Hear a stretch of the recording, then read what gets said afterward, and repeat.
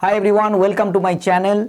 If you are new to this channel, I create commercial property education different content. So please go ahead and subscribe this channel if you are interested to learn about commercial property and particularly what are the different strategy that you can use in the commercial property. Then subscribe this, for sure you are going to get a lot of value. That being said, let's start in today's one. And today we are going to talk about the best location where you can buy a commercial property. If you want to know, let's dive into it.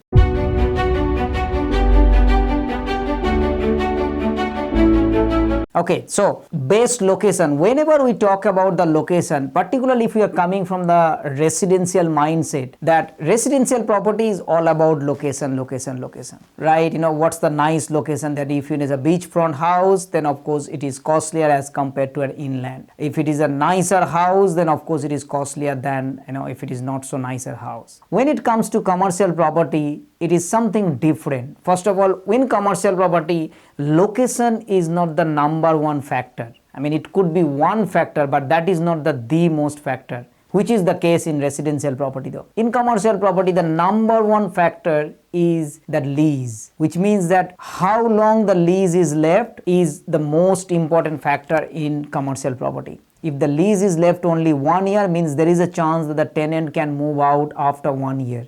And if that happens, then, and if you do not know how to fill that property again, then it is going to be a problem. So in terms of location, the first thing that you look into the lease. The second thing that you need to look into it before location is the tenant. Who is the tenant? Because if the tenant is strong, then there is a chance that they will always be renewing their lease because they will be doing the business because they are strong. So they are doing the business, means they are going to continue doing the business. Hence that property will remain tenanted. Because remember one thing, in commercial property, all you need is the cash flow. You want your property to be tenanted. Same as residential properties. However, in commercial, it is more selective. So if you have a sticky tenant, that is way better to the property where the tenant is not so sticky and it's a nice location. Because sticky tenant can stay there and you have less aggravation. You also like the property will keep on being tenanted. The next one that you need to look into is after tenant,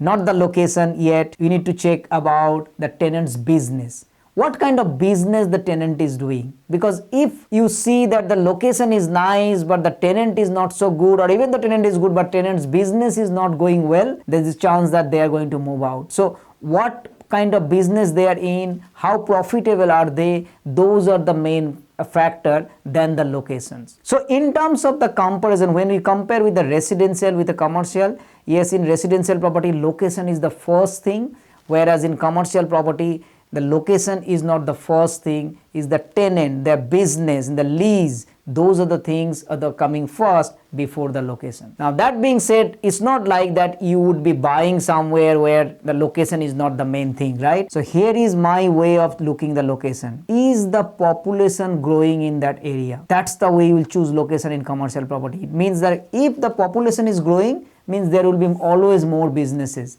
If there will be more businesses, that means there is a need for commercial property. Think about it for a moment, because even residential also is the same. However, in residential people chase for nicer area and they just move out, whereas in commercial property, as long as population is growing in that area, you would be happy to invest into that because there is always be demand. Whatever, think about that. Let's say a new suburb got established in a residential sector. If the new suburb established, means there will be a demand in childcare, there will be demand in coals and woolies, this kind of things. You will also have a demand of all the other retails like a cake shop, award shop, you name about all these. And as this demand is coming, means there will be all this format retail, large format retail, or even a strip retails, everything will come, means those are commercial properties. So if you invest that, you will always, your property will remain tenanted because the population is growing. So when it comes to the location, always talk about this thing, that how I can see that the population is growing, and as long as the population is growing, means you are investing in the right location. So if somebody says that, okay, tell me where exactly I would invest in my next commercial purchase, then always assess this based on the number of people that is increasing. In other words, the population growth And as long as the population growth happening, it means will always be a demand in commercial property, and hence you would be investing in that area. In a nutshell, what's the best location? Is where the population is growing. I hope you find this video helpful. If you like this, subscribe our channel, turn the notification bell on so you get to see more videos like this, and it will also help you to reach out to more people like you. Thank you and see you next time. Bye-bye.